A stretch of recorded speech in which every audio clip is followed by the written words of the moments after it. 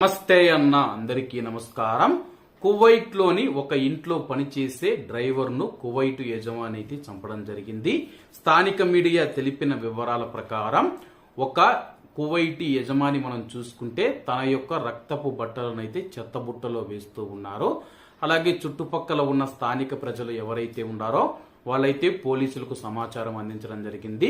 సంఘటనా స్థలానికి చేరుకున్న జహరా పోలీసులు ఎవరైతే ఉన్నారో ఆ యొక్క రక్తపు మరకలు ఉన్న బట్టలు ఎవరేశారని చెప్పి దగ్గరలో ఉన్న సీసీ కెమెరాలలో అయితే చెక్ చేయడం జరిగింది. అలాగే ఒక కువైటీని గుర్తించి అతని యొక్క ఇంటి దగ్గరికి వెళ్లి అతని ఇంటి దగ్గర ఉన్న సీసీ కెమెరా ఫుటేజీలను అయితే తనిఖీ చేయడం జరిగింది. అలాగే వాళ్ళ ఇంటి నుంచి బయలుదేరేటప్పుడు వాళ్ళైతే ఒకే కారులో వెళ్లడం జరిగింది. ఒక డ్రైవరు మరియు అలాగే కువైట్ యజమాని ఇద్దరు వెళ్లడం జరిగింది.